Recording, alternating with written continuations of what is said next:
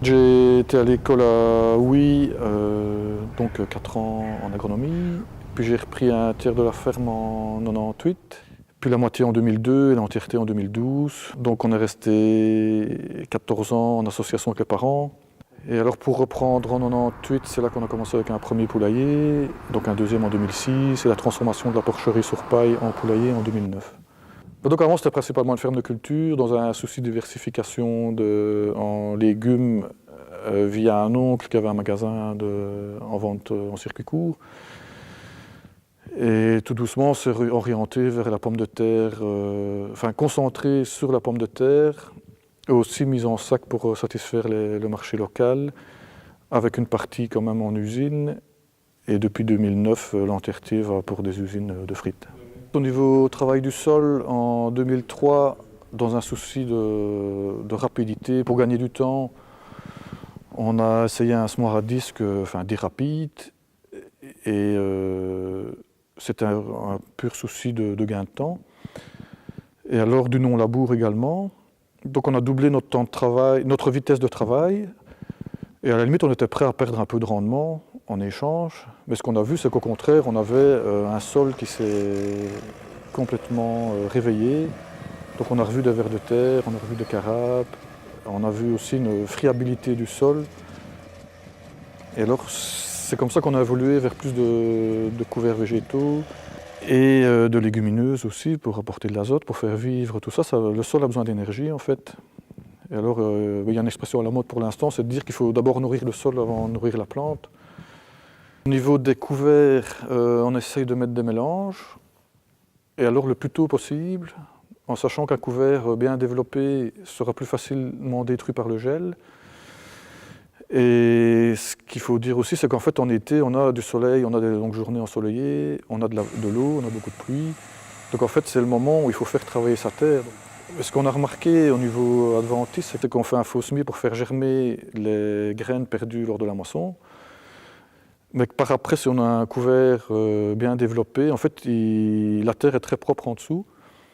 Et alors on pratique la même chose en colza en mettant un peu de fumier avant la plantation.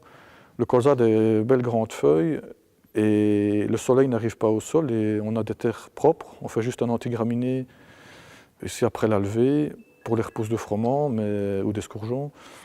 Mais on ne fait pas d'antidicotyléa en colza. Et le suivi, voilà, c'est très important pour tout agriculteur. Enfin, si on veut être tranquille, on fait des traitements systématiques ou généralisés, mais voilà, économiquement, environnementalement, ça ne tient pas la route. Mais donc au niveau du problème des limaces, en favorisant les carabes, on limite l'invasion de limaces. Donc je limite fortement l'emploi d'anti-limaces, sauf de temps en temps en bordure, le long de certaines haies ou prairies, où là j'ai parfois 1 mètre ou 2 de rongées, où je vais en mettre à la main un petit peu, mais en tout cas en plein champ, ça ne se justifie pas. Ce qui nous a le plus frappé, c'est en pommes de terre. Depuis 2007, donc on ne laboure plus, on fait 2 passages de terrano, et on passe avec la planteuse buteuse avec la cape, donc ça veut dire qu'il n'y a pas de charrue, il n'y a pas de fraise, il n'y a pas de rotative, il n'y a pas d'outil animé. Et jusqu'à 2 ans, on arrachait avec une arracheuse simplifiée, sans système de déterrage, et les mottes se défaisaient dans la machine. Alors que petit, on faisait 36 passages avec des machines animées ou pas, et on était encore au tapis en train de retirer des mottes toutes dures de terre, ce qu'on ne fait plus pour l'instant, donc on s'est fortement simplifié la vie au niveau plantation et au niveau récolte aussi. Oui, en fait, dans le temps, on partait avec la charrue, la rotative, on dit on va semer. Ici, en fait, on a une fourche dans la camionnette et devant le tracteur. Et enfin, c'est bête, mais on passe toujours du temps à 4 pattes dans les champs ou enfoncer notre fourche dedans, regarder la terre comme elle est. Même à la moisson, on s'amuse à arracher des choses, mais on regarde les vers de terre qui est en dessous. C'est aussi, je trouve que c'est valorisant. Enfin, nous, on trouve ça gai et intéressant. On a pris plaisir à travailler de cette façon-là. Pour ce qui est des chômages, c'est vraiment important pour la lutte contre les adventices. Donc de faire germer un maximum les mauvaises herbes et alors des graines qui peuvent être issues de la récolte précédente. Mais pour l'instant, j'ai tendance à moissonner les chaumes un peu plus haut, d'une part pour aller plus vite, parce que je n'ai pas besoin de paille non plus, donc, et alors aussi pour essayer de remettre cette paille-là dans le sol. Et ce que j'ai remarqué, en fait, c'est comme les plantes associées au colza, donc je mets des trèfles et des légumineuses.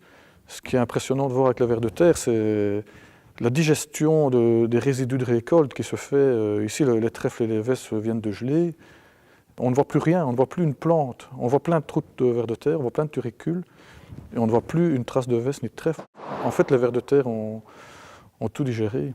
Mais donc un des moyens pour lutter contre les ravageurs et les adventices, c'est d'allonger les rotations et de diversifier les assolements et aussi les types de cultures, de voilà, hiver, printemps, pour favoriser certaines adventices une année et pas l'autre et pouvoir les combattre et garder des terres propres. À mon avis, c'est facilement transposable puisqu'on se facilite la vie. Maintenant, c'est ce qu'on dit souvent, il faut décompacter le cerveau avant le reste. Mais enfin, moi, je m'occupe, je suis tout seul sur la ferme avec des animaux et c'est des techniques qui m'ont facilité la vie et tout en gardant des rendements corrects, c'est pas meilleur qu'avant.